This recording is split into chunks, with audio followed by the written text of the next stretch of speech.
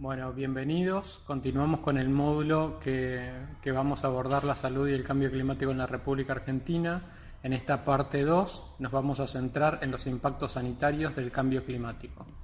En la segunda diapositiva podemos ver un esquema conceptual de cómo el cambio climático incide sobre la salud de las poblaciones. Podemos ver que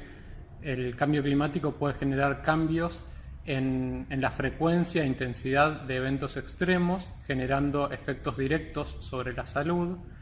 También estos cambios en las condiciones climáticas pueden tener efectos indirectos en la salud mediados por cambios ecológicos, cambios en el uso del suelo o cambios en la calidad del agua y del aire. Y todos estos efectos directos o indirectos se ven mediados por la dinámica social que podemos analizar tanto en términos de nivel socioeconómico, de infraestructura de salud, del perfil epidemiológico de la comunidad o edad y género de los individuos que se ven expuestos, y de esta forma se generan distintos impactos en la salud, como podemos ver a la derecha del gráfico, distintos tipos de enfermedades como enfermedades infecciosas, desnutrición, enfermedades respiratorias o cardiovasculares, envenenamientos y alergias, entre otras. Esta matriz viene a complementar un poco el esquema conceptual que veíamos en la diapositiva anterior, en esta división de los efectos del cambio climático en efectos directos e indirectos, y particularmente decíamos que los efectos directos están relacionados con los eventos extremos de distintas características, eventos extremos de temperatura, de precipitación, de vientos, mientras que los efectos indirectos se generan por perturbaciones en los sistemas ecológicos, por ejemplo en la actividad de vectores y agentes patógenos que se ven modificadas sus áreas de riesgo por cambios en las condiciones meteorológicas, en los agentes transmitidos por agua o por alimentos, en los cambios en la matriz productiva de los alimentos que pueden incidir en la malnutrición o en la desnutrición, y a su vez los efectos indirectos pueden estar relacionados con cambios sociodemográficos debidos a que las poblaciones ven afectadas sus medios de producción y en muchos casos también se deben desplazar buscando mejores condiciones de vida y de salud. Vamos a ir abordando de a uno los efectos del cambio climático en la salud. Empezaremos por los efectos directos del cambio climático en la salud. Los eventos climáticos extremos los podemos clasificar como eventos extremos de temperatura, donde podemos encontrar las olas de calor y las olas de frío. Particularmente debido al aumento de la temperatura media del planeta, se espera que en escenarios de cambio climático aumenten la frecuencia e intensidad de las olas de calor, mientras las olas de frío tiendan a ser más suaves y menos frecuentes. En relación con los eventos extremos de precipitación, podemos encontrar eventos extremos en sus dos extremos: en las lluvias intensas que generan inundaciones, y por otro lado el déficit de lluvias que genera rachas secas o sequías que pueden también tener efectos sobre la salud. Como tercer variable del clima que incide sobre la salud, tenemos al viento, dentro de los cuales podemos identificar los eventos extremos como huracanes y tornados. Nos vamos a centrar particularmente en los eventos extremos de temperatura dados por las olas de calor, y particularmente vamos a analizar un verano sumamente caluroso que se vivió en Argentina en el verano comprendido entre 2013 y 2014. Decíamos que las olas de calor pueden tener efectos sobre la salud de la población, y la definición dada de ola de calor por el Servicio Meteorológico Nacional es aquel periodo caluroso de al menos 3 días consecutivos donde las temperaturas mínimas y máximas superan el percentil 90 calculado en relación con los datos diarios de los periodos de octubre a marzo de 1961 a 2010, que es el periodo normal utilizado por la Organización Meteorológica Mundial. En el gráfico que vemos en esta diapositiva podemos ver la frecuencia de número de olas de calor año a año desde 1961 a 2009 y podemos observar cómo ha habido una tendencia al aumento en el número de olas de calor en estos 50 años. Y esto mismo se refleja en el texto extraído de un artículo de Matilde Rusticucci, donde plantea que la frecuencia de olas de calor se ha incrementado en el norte y centro del país, encontrando una gran variabilidad decadal, y que particularmente en la última década fue la que presentó el mayor número de olas de calor. Particularmente si nos centramos en el verano 2013-2014, podemos ver en pantalla que se dieron tres grandes fenómenos, uno en diciembre de 2013, uno en enero de 2014 y uno en febrero de 2014.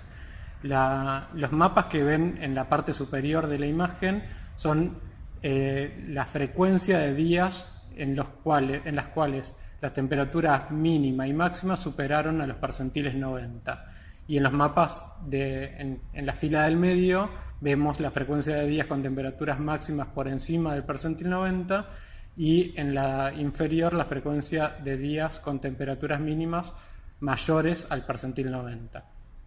Lo que podemos observar que particularmente en el mes de diciembre la gran ola de calor que afectó a nuestro país incidió particularmente en el centro y este del país. En la ola de calor de enero ya tuvo un avance más sobre el centro y norte, y la ola de calor de febrero se circunscribió particularmente al noreste de Argentina. Como resultados de los impactos sanitarios de las olas de calor, lo que se hizo fue analizar la mortalidad durante las olas de calor del verano 2013 y 2014, y encontramos que durante la ola de calor de diciembre esta ola tuvo un impacto sobre 17 provincias con una duración promedio de 6,9 días, y solo en 7 provincias se observó un incremento significativo de la mortalidad. Digo solo en 7 provincias, igualmente esto es llamativo para un evento de estas características, donde se pudo corroborar un incremento en la mortalidad esperada de 1.046 casos. En la ola de calor de enero del año siguiente, del 2014, este fenómeno alcanzó a 16 jurisdicciones, tuvo una duración menor de 5,2 días, solo en 6 provincias se observó un incremento en la mortalidad y el número de muertes en exceso fue de 635. Finalmente, en el mes de febrero, que decíamos que la ola de calor solo alcanzó al noreste de Argentina, las provincias alcanzadas fueron 4, pero a diferencia de las olas anteriores, esta ola fue muy persistente, del orden de los 13 días. En 3 de las 4 provincias se observó incrementos significativos en la mortalidad y el número de muertes en exceso fue de 196 casos. En total, en ese verano, podemos decir que se generaron 1.877 muertes en exceso debido a las olas de calor. El análisis de la mortalidad por olas de calor también se hizo según sexo por cada una de las jurisdicciones, donde no se encontró un patrón uniforme. También se analizó por grupos de edad, donde claramente se encontró que los grupos comprendidos entre 60 y 79 años y en mayores de 80 fueron los que presentaron un mayor riesgo incrementado de morir durante las olas de calor, y las causas de defunciones reportadas con un riesgo significativamente incrementado fueron las enfermedades respiratorias, las cardiovasculares, las cerebrovasculares, la insuficiencia renal y la diabetes. Pasamos ahora a ver los eventos extremos de precipitaciones, particularmente las inundaciones, y cuáles son sus impactos sanitarios. Aquí les presentamos otra matriz que nos permite analizar un poco cómo se da el fenómeno de las inundaciones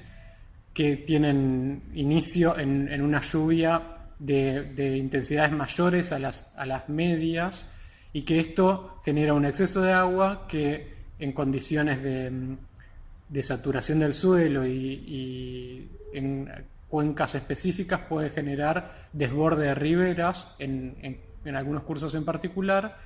y estos desbordes de riberas pueden generar ya impactos sociales que pueden ser leves o graves de la escala de las catástrofes. Para cada uno de estas variables de las inundaciones podemos ver distintos impactos potenciales en la salud, como cambio en la distribución de vectores de enfermedades, contaminación de aguas superficiales, mayor número de problemas respiratorios, lesiones, ahogamientos, inclusive impactos psicosociales asociados al desplazamiento de la población por las inundaciones. En el mapa que ven en pantalla tenemos un mapa de zonas de riesgo de inundaciones, que podemos ver que prácticamente abarcan el centro y norte de la República Argentina, donde particularmente también podemos encontrar la mayor densidad poblacional. Entonces encontramos que la población argentina tiene una gran exposición a factores de inundación, y esto lo podemos ver reflejado también en la tabla que nos muestra la frecuencia de desastres producidos por inundaciones en la República Argentina entre 1970 y 2007, donde, fíjense, particularmente la región del centro es la que presenta mayor número de inundaciones para este periodo, seguida por el NEA y en tercer lugar por el AMBA, y podemos observar que dentro de los impactos sanitarios se han registrado 644 defunciones y 6.871 heridos o enfermos, pero podríamos decir que en realidad los impactos medidos en términos de morbilidad y mortalidad no son tan significativos. El número de población desplazada, que asciende a más de 1 millón de habitantes, nos da idea de la magnitud de estos eventos y de las complicaciones que genera a las poblaciones en términos de calidad de vida. Para ilustrar los efectos de las inundaciones en la salud, hemos decidido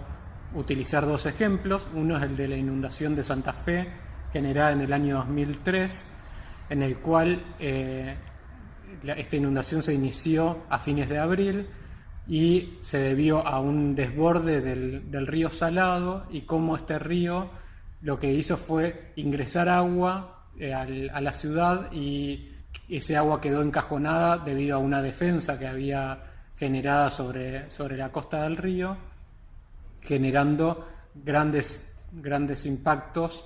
en la salud de la población, desplazamientos, como vamos a ver en la siguiente diapositiva. Podemos, siempre los registros de los impactos en la salud durante las catástrofes pueden presentar subregistros, pero de los datos oficiales podemos observar que durante esta inundación en Santa Fe se registraron 140.000 damnificados, 20.000 viviendas, que era un orden del 30% del casco urbano de la ciudad.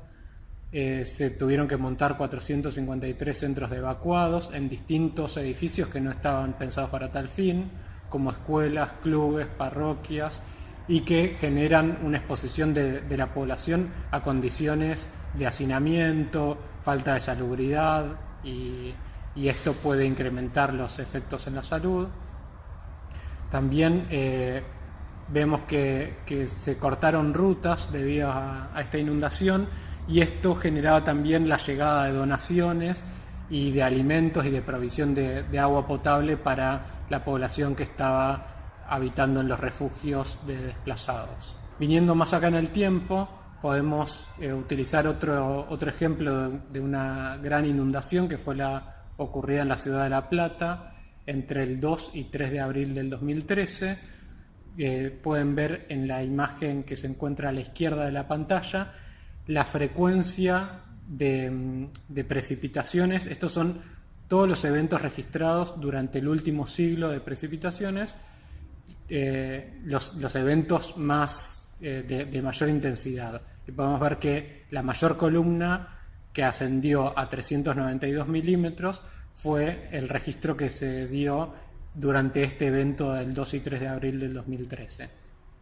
Como consecuencia de estas precipitaciones extremas, la ciudad sufrió grandes anegamientos, no solo la ciudad de La Plata, sino también alrededores como Ensenada y Berisso, debido a desborde de muchos cursos que atraviesan parte de esta mancha urbana, como el arroyo El Gato, el arroyo Pérez, el arroyo Maldonado, y se registraron durante el evento más de medio centenar de defunciones. El número final de defunciones atribuibles a esta inundación sigue siendo un valor de debate, pero nos da una idea de la magnitud que tuvo sobre la población. Y también podemos observar que hubo 190.000 afectados y grandes pérdidas materiales que significaron también afectación de la calidad de vida de la población. Decíamos que como contrapartida de los eventos extremos de precipitación, en aquellas situaciones donde hay déficit de lluvias se producen eventos que son conocidos como sequías o rachas secas. Acá les presentamos otra matriz también de análisis de cómo los eventos de falta de agua pueden tener efectos sobre la salud. Fundamentalmente estos se dan por largos periodos donde hay falta de precipitaciones, y particularmente la falta de precipitación genera un incremento en la evaporación de la humedad del suelo, se comienza a reducir la producción agropecuaria, esto genera impactos en la disponibilidad de alimentos y de ingresos de los pobladores, particularmente de aquellos que practican la economía de subsistencia. Se reduce la calidad y la disponibilidad de agua, y esto puede llegar a generar también hambrunas, muerte de animales y demás. Dentro de los impactos en la salud de la población,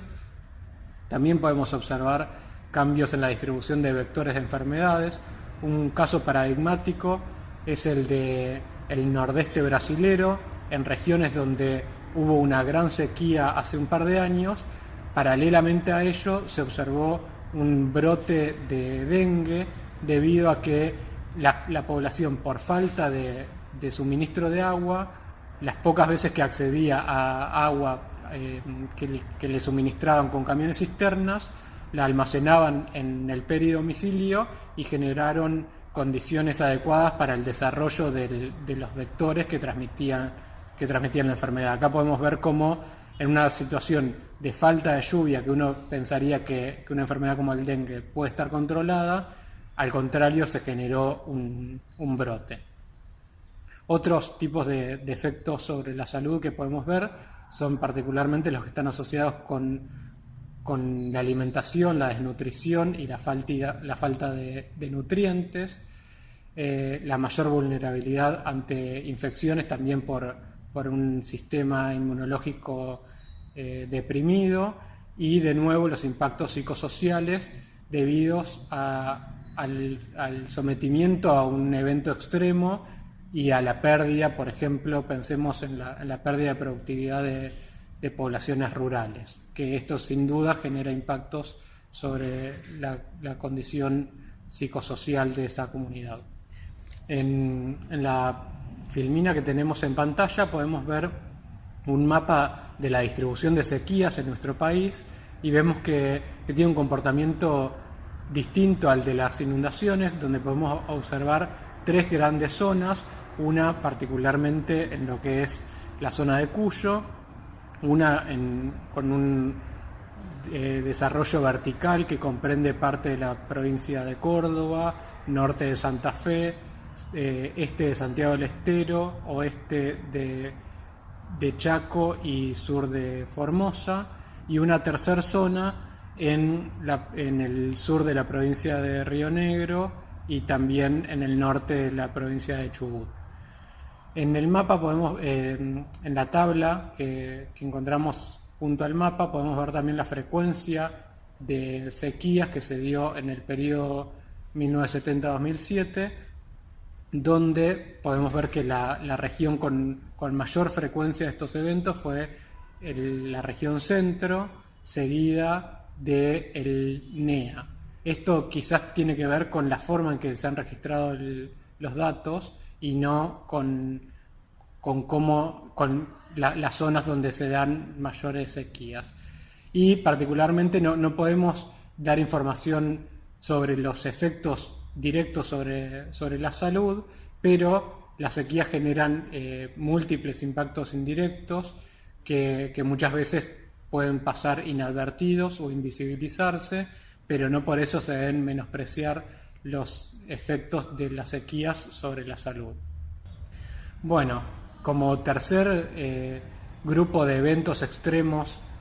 causados por el cambio climático, en realidad que el cambio climático puede incrementar su intensidad o frecuencia, tenemos los eventos extremos de viento.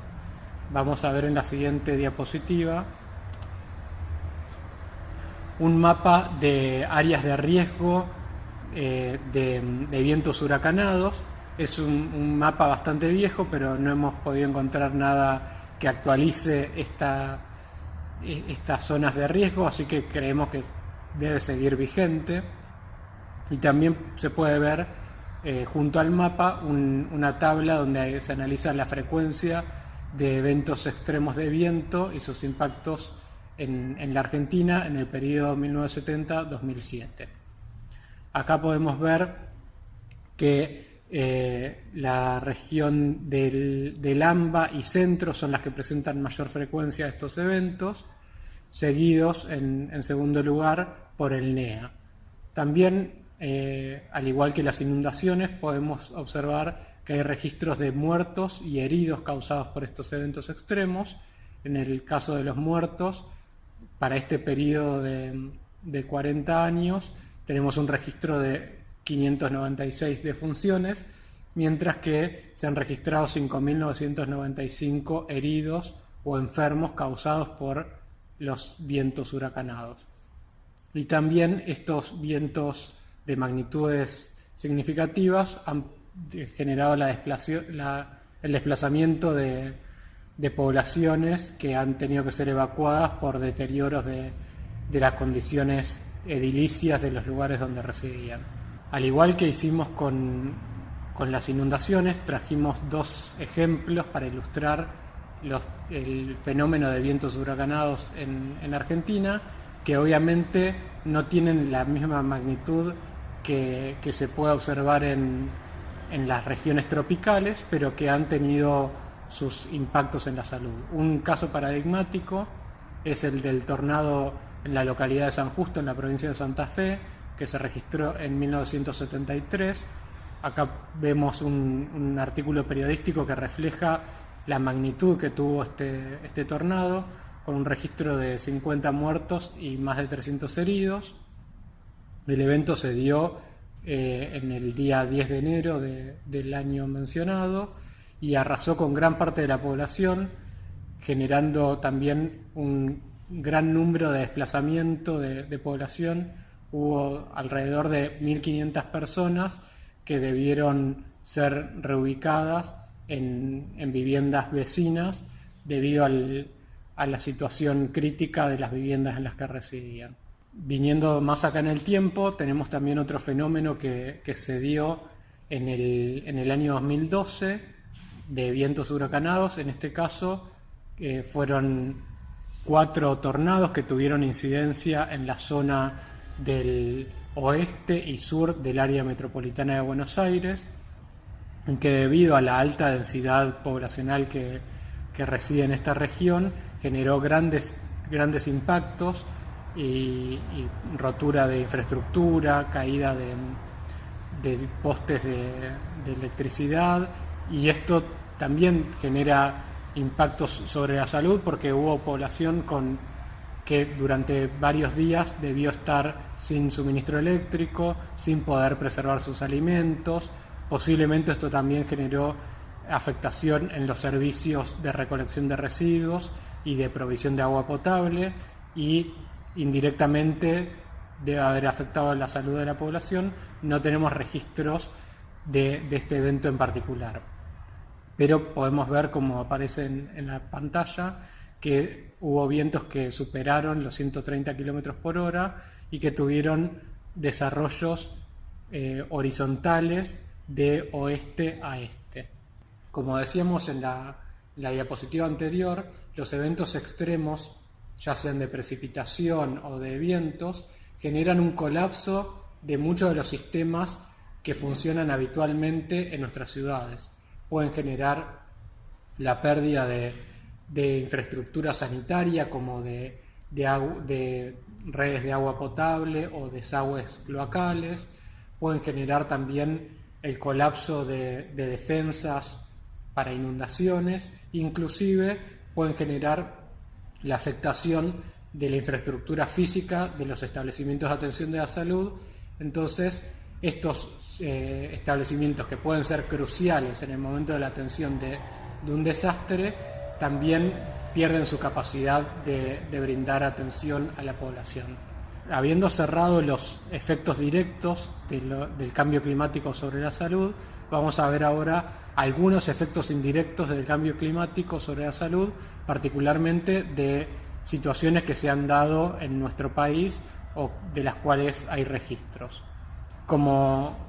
ejemplo típico de esto tenemos en pantalla a un mosquito Aedes aegypti, que es el vector no solo del dengue, sino del Zika, de chikungunya y de la fiebre amarilla urbana, y que es uno de los vectores que se han visto favorecidos por cambios en las precipitaciones y en las temperaturas debidas al cambio climático. En pantalla le presentamos una nueva matriz de análisis de los efectos del clima sobre algunos microorganismos que pueden ser transmitidos por el agua o los alimentos, y decimos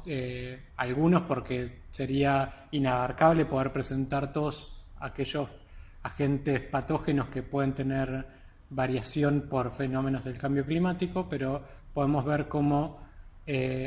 los efectos pueden verse tanto a nivel de virus, de bacterias, cianobacterias, inclusive de protozoos. Particularmente los agentes transmisibles por el agua pueden estar presentes en aguas subterráneas, en aguas recreacionales, y tener ingreso a partir de heridas, como se da en el caso del Vibrio vulnificus, no me acordaba. Y también pueden estar presentes en aguas suministradas como aguas potables debido a fallas en los sistemas de potabilización. Particularmente esto se ve mucho en el caso de los protozoos, que tienen una gran resistencia a los procesos de cloración. En el caso de los agentes transmisibles a través de los alimentos, particularmente los moluscos de agua de mar pueden concentrar algunas cianobacterias que se van acumulando, que son generadoras de toxinas, y estas pueden llegar a generar intoxicaciones en la población que los consume. Este es el fenómeno tan conocido como mareas rojas. Y también podemos encontrar una mayor viabilidad de algunos patógenos como bacterias o protozoos en las frutas y en los vegetales, que, dadas las condiciones cálidas y de humedad, aumentan su ciclo de vida en ambientes exteriores. Vamos a centrarnos particularmente en la enfermedad de dengue ocurrida en Argentina. Sabemos que esta enfermedad había sido erradicada por allá por la década del 60 en nuestro país a partir de campañas anti-Aedes, y fue recién en el año 1997 donde se reintroduce el vector, y en paralelo con la reaparición del vector en nuestro país empiezan a aparecer pequeños brotes de la enfermedad como el que se registró en el año 1998 en Salta con el tipo DEN 02. Las fluctuaciones fueron variando año a año y en el año 2004 tuvimos un nuevo brote en el norte del país, en Salta, Jujuy y Formosa, y en realidad la primera epidemia de gran magnitud que puso en vilo al sistema sanitario fue la ocurrida en 2009, donde se alcanzaron a registrar más de 22.000 casos y que tuvo un alcance en 14 provincias más la ciudad de Buenos Aires, un total de 15 jurisdicciones. Luego de esta epidemia se volvió a valores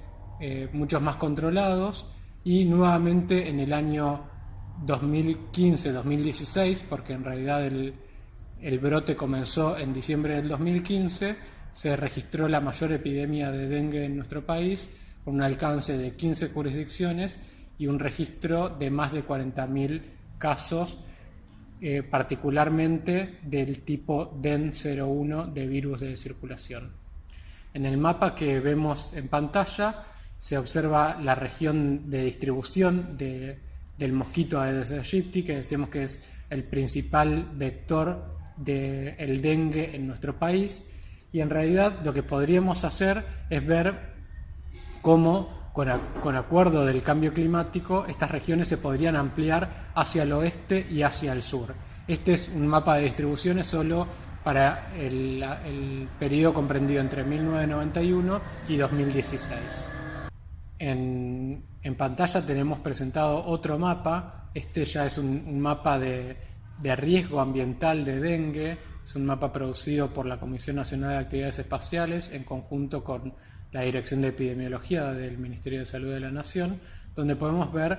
distintas formas de representar los niveles de riesgo, que van desde el riesgo bajo, representado con puntos en verde, riesgo medio bajo en amarillo, riesgo medio alto en naranja y riesgo alto en rojo. Y la construcción de este mapa de riesgo se ha hecho considerando distintos factores como la circulación viral, las actividades de control desarrolladas por el sistema de salud, situaciones entomológicas y características ambientales de cada una de las regiones. Pasando a otro problema emergente de salud, vamos a ver el problema de las floraciones de cianobacterias en nuestro país. Particularmente en pantalla lo que podemos ver es la situación del embalse San Roque en la provincia de Córdoba, donde durante el verano se dan frecuentes floraciones de algas llamadas cianobacterias. Y como podemos ver en pantalla, las cuestiones que hacen que estas algas incrementen su población y se dé lo que es conocido como bloom algal o floración algal son variables como la temperatura, el periodo de luminosidad y también los aportes de nutrientes como nitrógeno y fósforo. En pantalla tenemos un mapa que nos da un panorama nacional de los embalses en nuestro país que han sufrido distintos fenómenos de eutrofización. Eutrofización es este fenómeno de crecimiento desmedido de productores primarios en los ecosistemas acuáticos, debido fundamentalmente a los aportes de nutrientes por actividades antrópicas. Esto puede ser debido a escorrentías de nutrientes utilizados para la actividad agrícola que posterior a las lluvias, esto se termina lavando y llega a los cuerpos de agua y son nutrientes disponibles para el desarrollo de las cianobacterias. O también estos aportes pueden ser debidos al vuelco de aguas residuales domiciliarias, lo que comúnmente conocemos como desagües cloacales, sin tratamiento a los cuerpos de agua. Es necesario tener en cuenta que en nuestro país solo un 20% de las aguas cloacales que se recolectan reciben tratamiento antes de ser volcadas a cuerpos de agua. Entonces todas esas aguas cloacales que son volcadas sin tratamiento también son fuentes de nutrientes de nitrógeno y fósforo que pueden enriquecer de nutrientes las aguas y generar estos probables blooms algales. En el mapa que tenemos en pantalla podemos ver un análisis de bibliografías publicadas sobre estudios de cianobacterias, distintas especies de cianobacterias, que es un trabajo que ha realizado el Departamento de Salud Ambiental. Particularmente este equipo de trabajo ha sido coordinado por la licenciada Pechenesky, y donde podemos ver la distribución de distintas familias y especies de cianobacterias en distintas regiones de nuestro país. Obviamente los datos que tenemos son para aquellos lugares donde se han hecho estudios sistemáticos. No quiere decir que en aquellas jurisdicciones donde no aparece ningún gráfico de tortas es que no existan floraciones. Eso ya lo pudimos ver en el mapa anterior. Y tenemos para decir de este fenómeno que en nuestro país las dos especies con mayor dominio son la Microcistis y la Dolichospermum, que ambas tienen la capacidad de generar toxinas. Entonces ese es el principal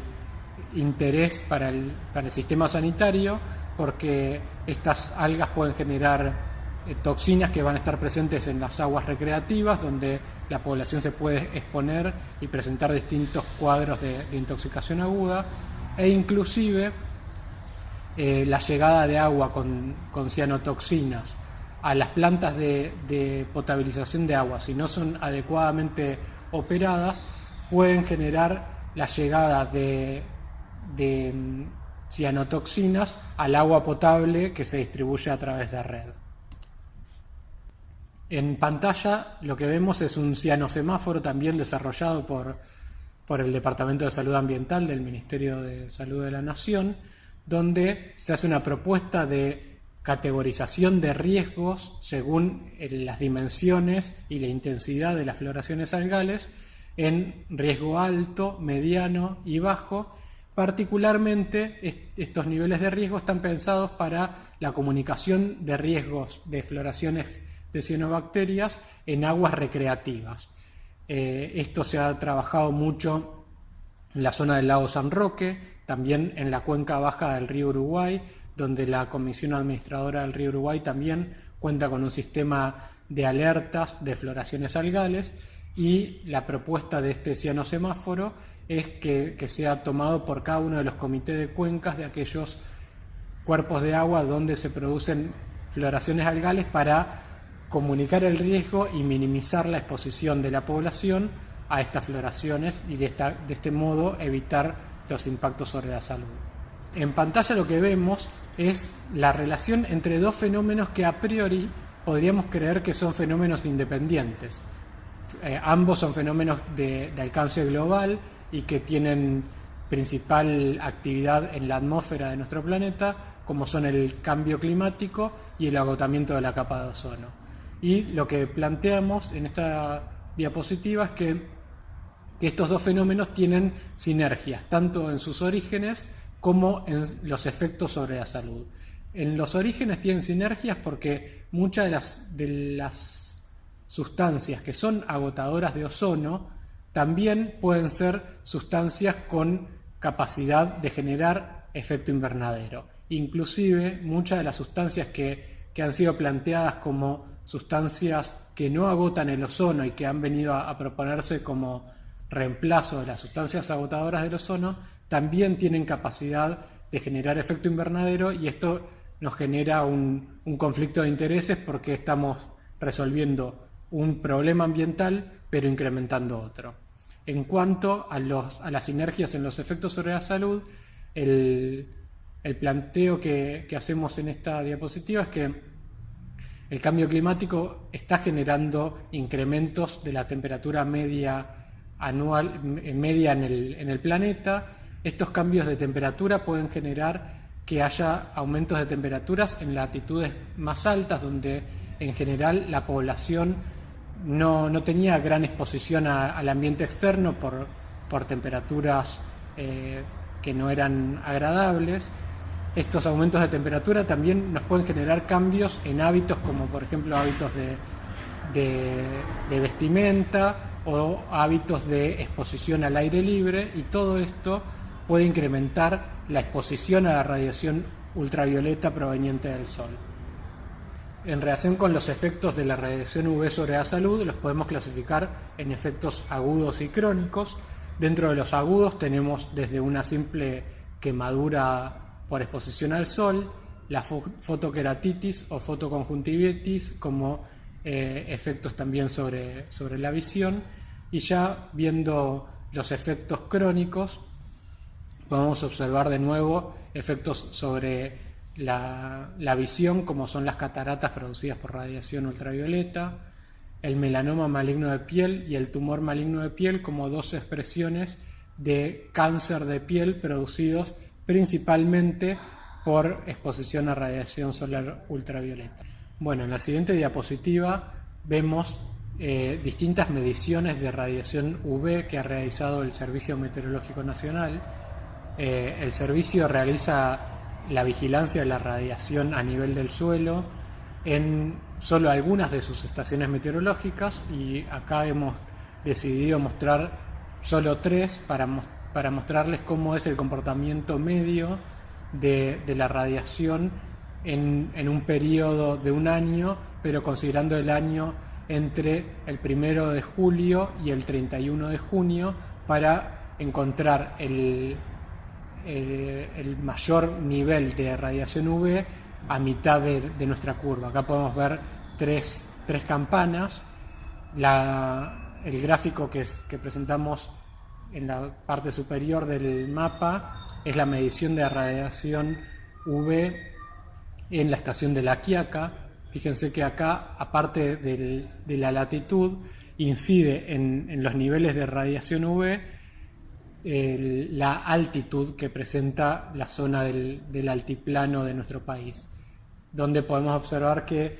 por lo menos durante 4 a 5 meses los niveles de radiación en la zona de La Quiaca son extremadamente altos, mientras que en regiones como Mar del Plata, que es el mapa la tabla que vemos a continuación,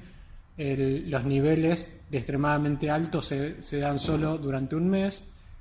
y los niveles de un importante nivel de riesgo los podemos ver circunscriptos entre noviembre y marzo de cada año. Y finalmente la estación de Río Gallegos nos muestra bajos niveles de radiación UV, pese a que el fenómeno del agujero de ozono tiene principal implicancia en la zona de nuestro polo sur. Dentro de los efectos sobre la salud, decíamos que teníamos los melanomas malignos de piel y los tumores malignos de piel no melanoma. Lo que se ha hecho es un análisis de la mortalidad por estas dos causas en el periodo de 1980 a 2012, donde podemos observar que tanto en tasas como en casos la tendencia ha sido creciente para los melanomas malignos de piel. Si analizamos la mortalidad según sexo, podemos observar que la mayor mortalidad se da en los hombres por sobre las mujeres, y esto posiblemente se deba a exposiciones de índole laboral y también a falta por ahí del hombre de tomar mayores medidas de cuidado de su salud en cuanto a la exposición a la radiación solar. Finalmente, en la parte inferior derecha de la pantalla pueden ver un gráfico donde analizamos las defunciones por grupos de edad, y lo que podemos ver es que por grupos de edad y por quinquenio podemos ver que los grupos de edad mayores son los que presentan mayor nivel de riesgo, pero un caso particular es el que muestra el grupo que va de 45 a 59 años, donde en los últimos 3 quinquenios, o sea, de 1995 a 2009, los números de funciones se han incrementado quinquenio a quinquenio de forma significativa. Para el tumor maligno de piel observamos un comportamiento similar con incrementos en las tasas y en los casos para el periodo 1980-2012 con una tendencia creciente. También se ve una mayor frecuencia en las defunciones en hombres que en mujeres, y en el análisis por grupos de edad observamos que el grupo de mayores de 75 es el que ha mostrado un incremento quinquenio a quinquenio, mientras que en los otros grupos de edad no podemos ver un patrón tan característico. En este gráfico analizamos las tendencias de las tasas generales de mortalidad por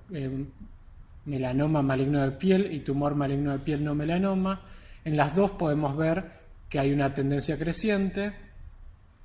Obviamente esto no podemos atribuirlo directamente a la radiación solar ultravioleta, pero seguramente cambios en los patrones de la población, quizás la transición ecológica ha hecho que las enfermedades como el cáncer empiecen a tener mayor importancia en los registros de mortalidad,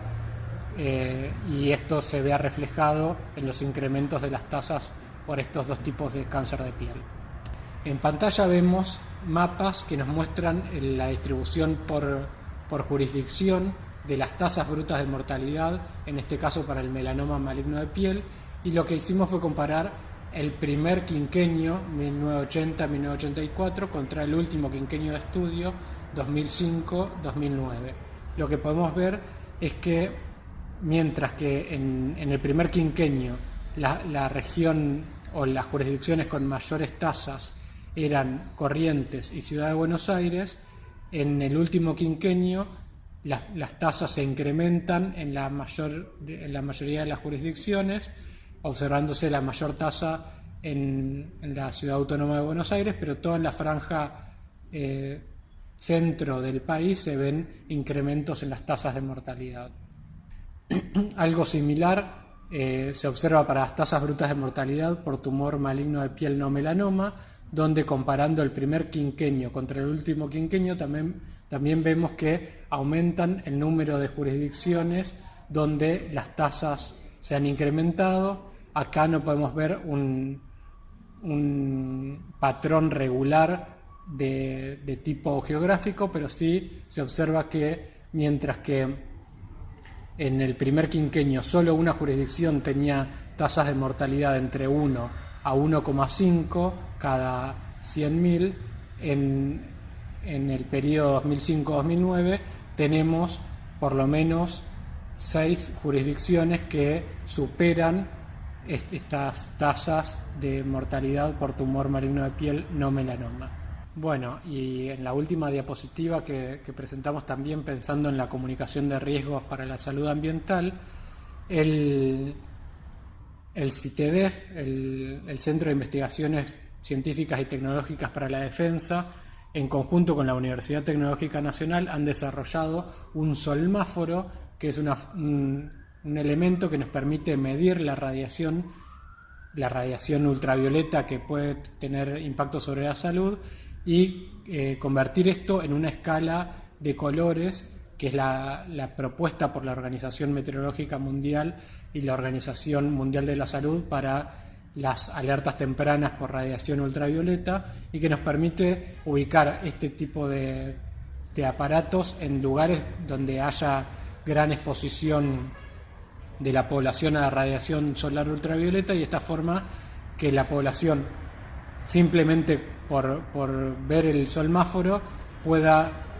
saber qué nivel de radiación está recibiendo, y de esta forma ser más consciente de la necesidad de la protección de su piel en la exposición a la radiación solar ultravioleta. Bueno, y de este modo cerramos la presentación. Les agradezco la paciencia por haber cursado todo este módulo de cambio climático y salud en la República Argentina, y espero que les haya sido de mucho interés. Muchas gracias.